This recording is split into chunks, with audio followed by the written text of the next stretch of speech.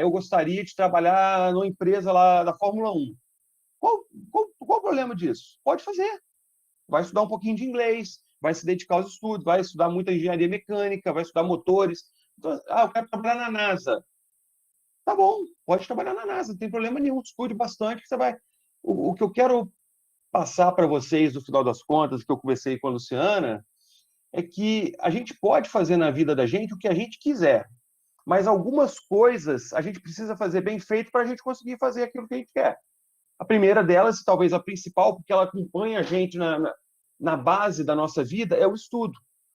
Então, esses estudos, a gente precisa ser muito bom neles. E aí, assim, os estudos também têm que ser amplos, né? Não dá para a gente também se dedicar a uma coisa só a vida inteira.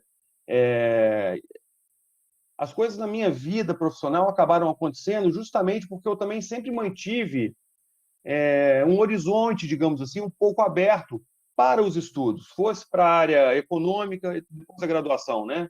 Para a área econômica, para a área de línguas. Eu acabei estudando um pouco de espanhol também, e por isso que eu acabei indo para Votorantim, porque a Votorantim tinha uns projetos de mineração aqui na América do Sul. Esse da Guatemala, por exemplo, foi lá.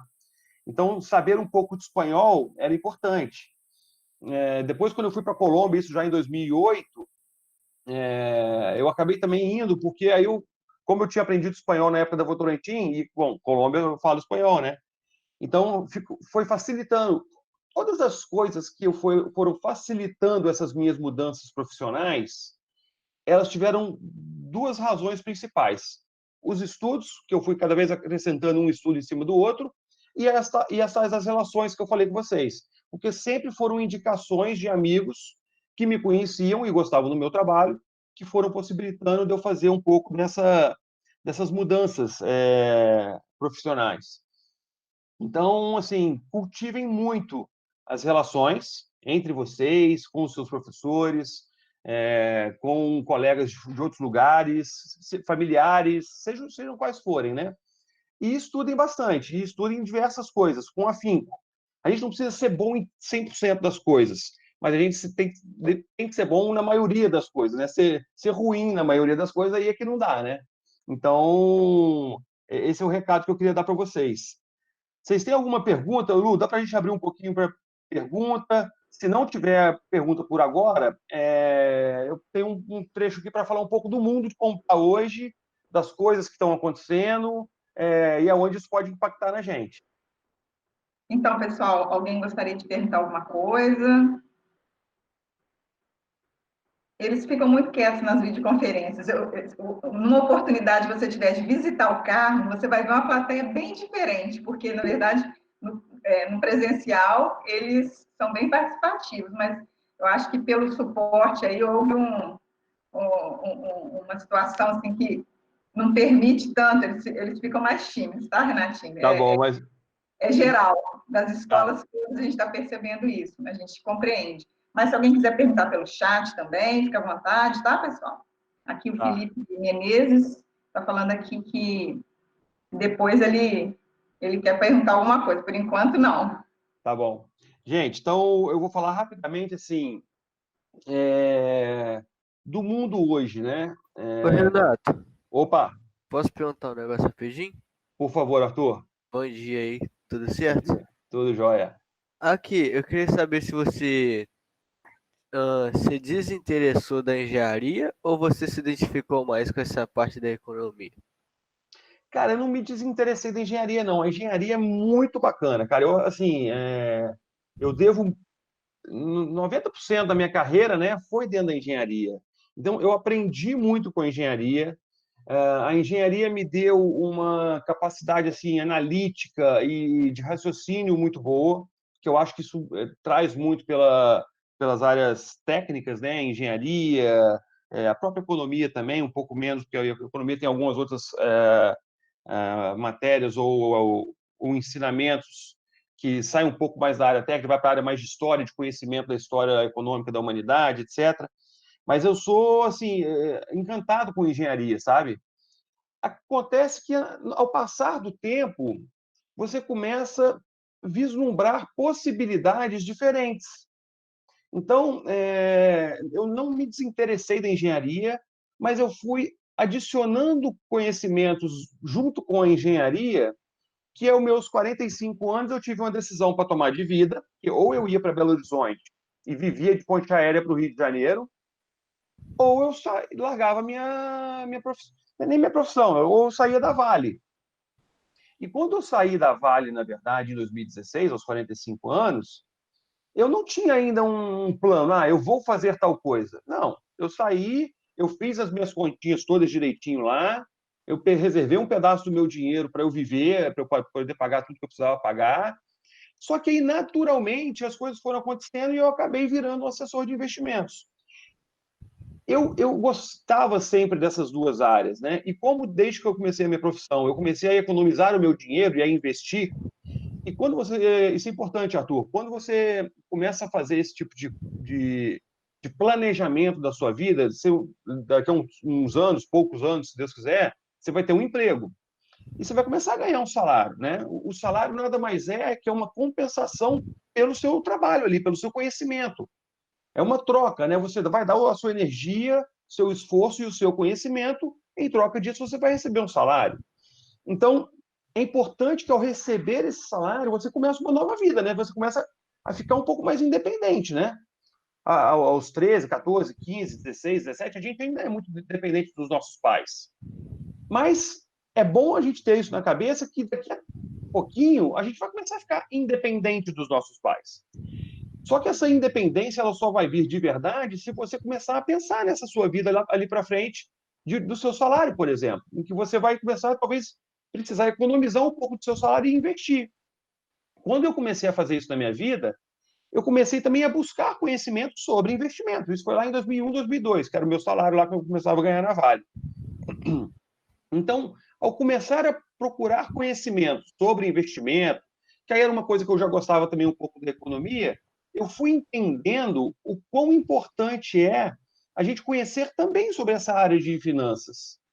Porque isso acabou me dando uma independência total para a minha vida, dos meus pais, claro, mas eu comecei a ser dono de mim mesmo, né? Porque eu tinha o meu dinheiro, eu comecei a investir o meu dinheiro, eu comecei a entender que investir no dinheiro, a gente começa a poder ser capaz de alcançar os nossos objetivos, seja da compra. Meu primeiro salário, por exemplo, eu comprei meu violão. Eu gosto de tocar meu violão. E eu nunca tinha tido dinheiro para comprar um violão bacana. Meu primeiro salário, eu já tinha juntado um dinheiro, pude comprar o meu violão e ainda pagar minhas contas todas. Então, você começa a ser capaz de realizar os seus desejos. E aí, nessas de realização de desejos, eu fui aprendendo sobre economia, sobre finanças, em paralelo com a minha atividade de engenharia. E quando cheguei aos 45 anos que eu tive que tomar uma decisão, eu já tive conhecimento suficiente da área econômica e de finanças para acabar mudando de profissão. Então, na verdade, hoje eu estou muito apaixonado com o que eu faço, e eu sempre, uma coisa, Arthur, eu também sempre tentei entender o que significava ou significavam as minhas profissões ao longo do tempo que eu as tive. Então, como engenheiro de Minas, a mineração, de forma geral, tem uma visão muito ruim pela sociedade, né? A gente teve um acidente lá de Brumadinho, da Vale, né, que foi uma tragédia, e tem outros problemas por aí, mas a mineração, vocês estudam isso aí, se vocês virem a história, né, das nações, a mineração é uma das primeiras atividades, né? A mineração especificamente de ferro hoje, o que era o que eu fazia lá na Vale, que era extrair minério de ferro e vender minério de ferro para o mundo hoje é baseado no aço, né? Se a gente pensar nos edifícios que têm aquelas armações de aço, se a gente pensar em avião, carro, trem, toda a sociedade moderna, como a gente conhece, ela é baseada no aço. E o aço vem de uma única fonte, minério de ferro. Então, eu, como engenheiro de Minas, trabalhando numa empresa de minério de ferro, a minha profissão, na essência, era prover para a sociedade moderna o modus operandi dela, a base para ela operar como ela é conhecida hoje. Então, assim, é quase que uma coisa meio filosófica da profissão. Na minha época de engenheiro era isso. Na minha época agora de assessor de investimentos, o que eu faço é ajudar as pessoas, através da assessoria dos investimentos, para que o dinheiro que elas têm trabalhe melhor para elas mesmas.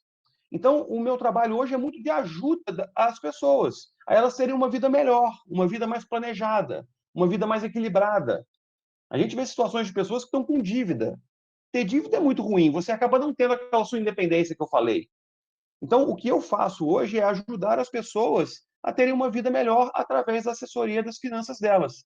Então, assim, hoje eu sou apaixonado pelo que eu faço, da mesma forma que eu fui apaixonado pela engenharia de Minas. No final das contas, Arthur, é importante a gente ter orgulho de tudo que a gente fez, seja isso qual for. Por exemplo, na minha época de faculdade da UFMG, que eu não tinha salário ainda, né, eu só estudava, mas meus pais também não tinham grana para me bancar lá em Belo Horizonte 100%, eu fui vendedor de loja, eu vendi roupa em loja, eu tinha uma loja de uma outra área de montava carrinhos de controle remoto. Eu fui montador de carrinho de controle remoto. Eu dei aula particular. Então, assim, todas essas coisas que eu fiz ao longo da minha vida, quando eu fui vendedor de loja, por exemplo, eu aprendi muito sobre relações. Você atender um cliente na loja, entender o que ele quer, o desejo dele, você trazer para ele a coisa que ele quer, é importante, parece bobagem, mas o meu período que eu tive como vendedor de loja, que foi 1 ano, se não me engano, foi muito importante para eu entender um pouco dessas relações que a gente falou há uns minutos atrás, né? Então, assim, a engenharia é uma belíssima de uma carreira, o assessor de investimentos é uma bela carreira, a medicina é uma carreira linda, né? A gente está vendo agora aí nessa questão de pandemia que a gente está passando, a importância de termos esses profissionais trabalhando para cuidar da gente, né? É uma carreira linda. Odonto, o direito, né? A gente precisa dos advogados para a nossa vida, para a gente entender as leis da sociedade, aonde a gente tem que reclamar os nossos direitos. A gente tem deveres também, que se a gente não fizer os deveres da gente, a gente também pode ser acionado. Então, toda carreira, na verdade, ela tem a sua beleza. O importante é cada um de vocês, ou cada um de nós, na verdade, entendermos o que a gente talvez tenha mais aptidão, o que a gente talvez possa fazer mais sentido, dadas as nossas habilidades, dados os nossos interesses, e aí a gente vai tomando decisão. E tomar decisão, gente, eu falei mais cedo aqui também, não significa que ao tomar uma decisão, você não possa ali na frente tomar outra. Acabei de dar meu exemplo aqui, tem engenharia, e aos 45 anos de idade, depois de 20 anos de carreira de mineração, eu mudei, virei assessor de investimentos. Eu, na verdade, nem planejei isso muito, não, mas a vida vai trazendo surpresas para a gente, né? E aí a gente pode... O importante, gente, a gente não controla a vida da gente 100%. Mas, se a gente tiver as bases muito boas, e aí eu falo muito dos estudos, a gente é capaz de se adaptar a essas mudanças da vida mais facilmente. Então, o que eu estou falando aqui, que eu mudei a minha vida para assessor de investimento aos 45 anos de idade, na verdade, foi uma oportunidade que apareceu e eu tinha a base muito bem preparada para poder tomar essa decisão, para optar por essa oportunidade.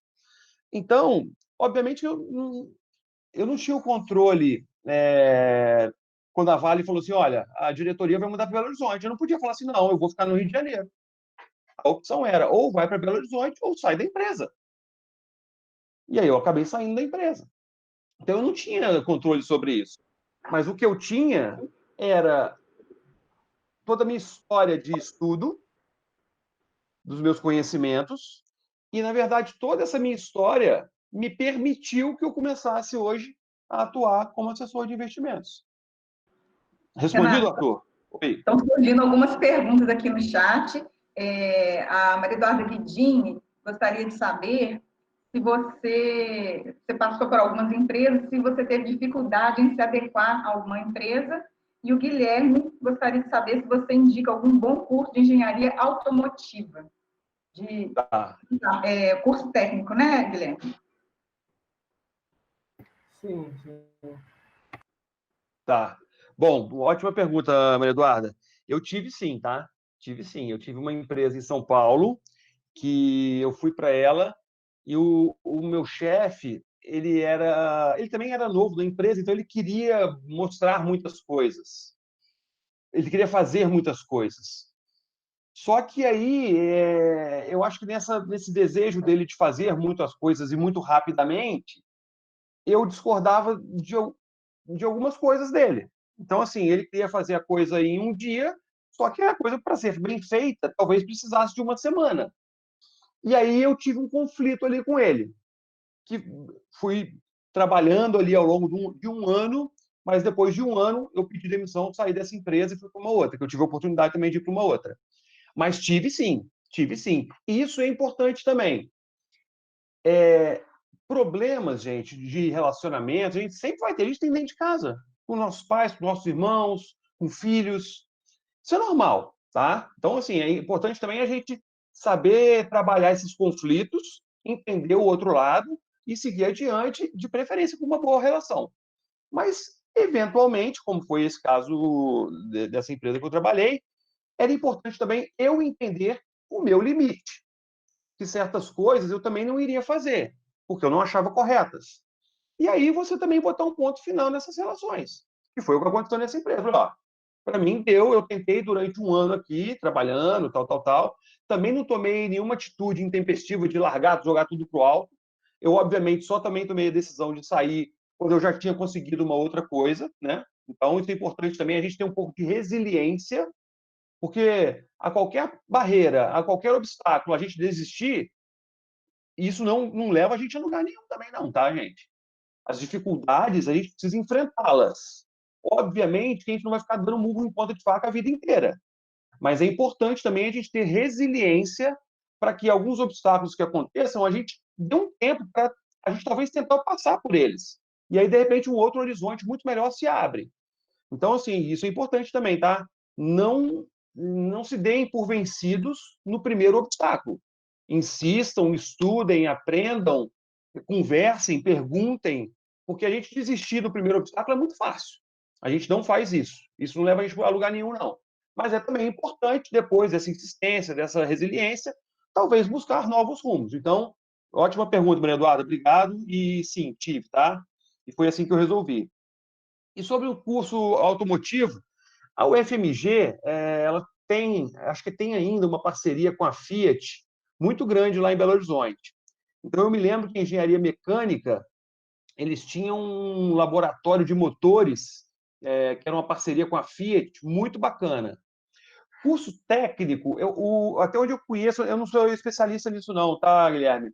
Mas o Cefet é um belo curso técnico, até onde eu sei, tá?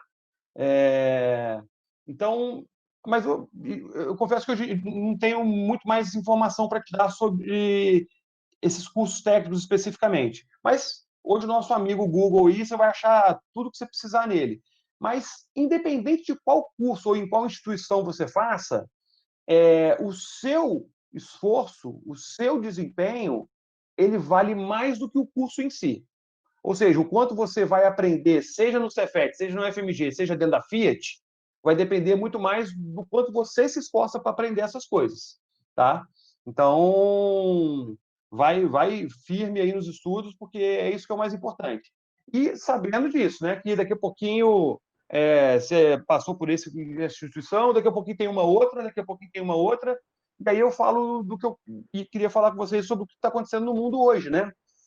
Porque os estudos, as ciências, está tudo mudando muito rápido, né?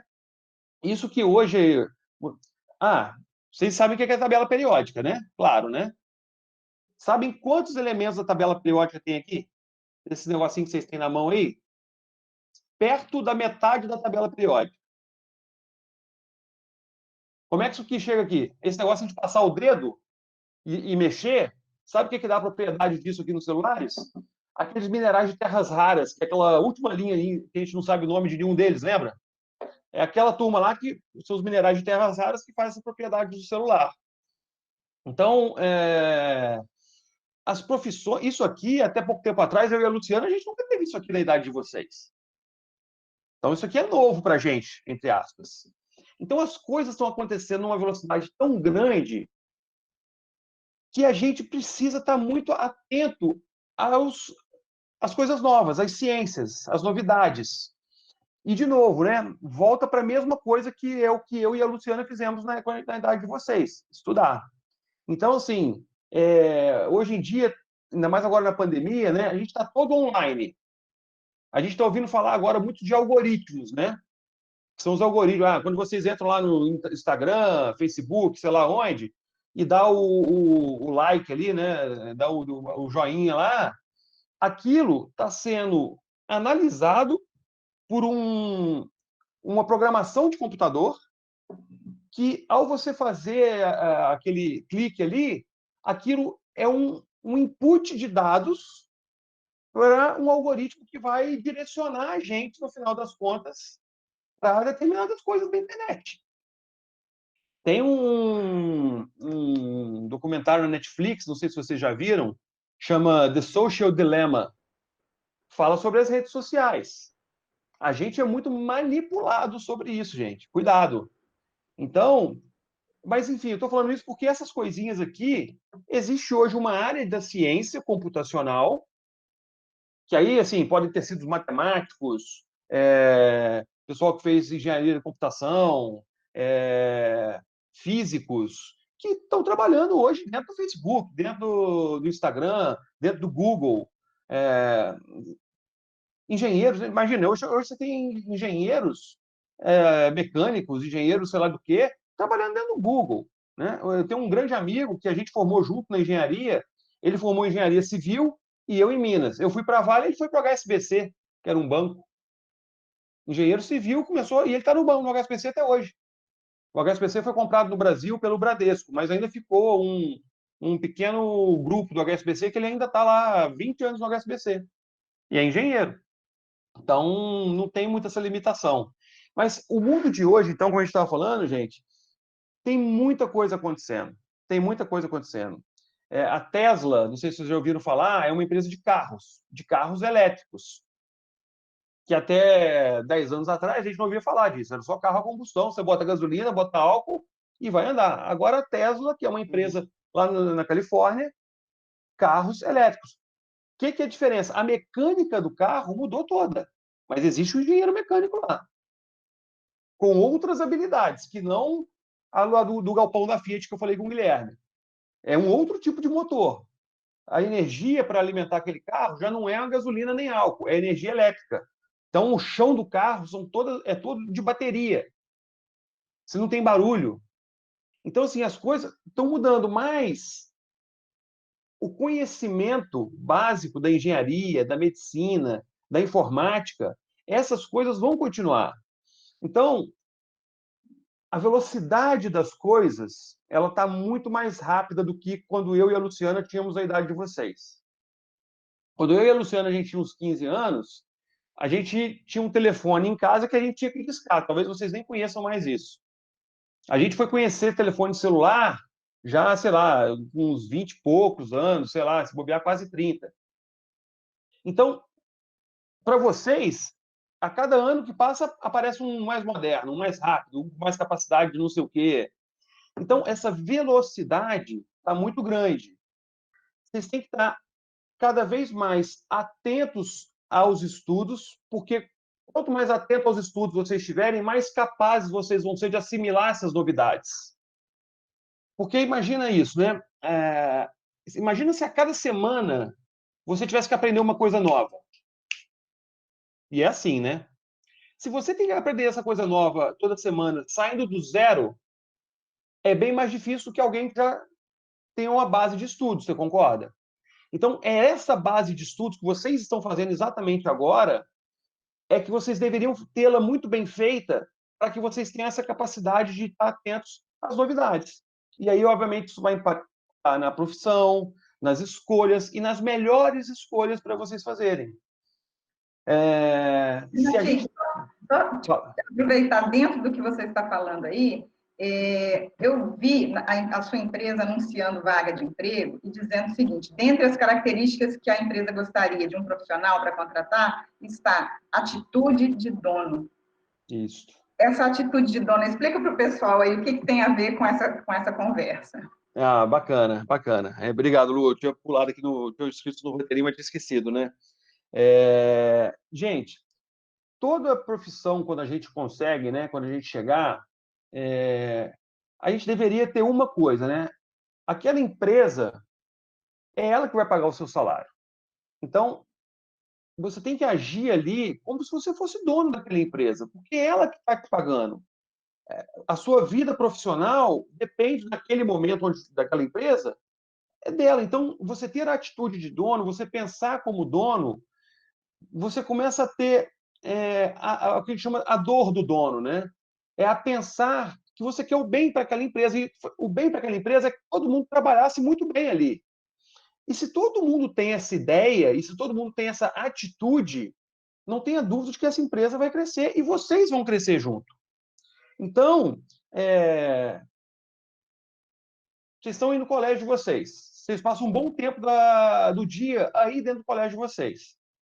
Se todos vocês, ao pegar um papel de bala, tacar no chão, todo mundo, vocês concordam que o colégio vai ficar um chiqueiro?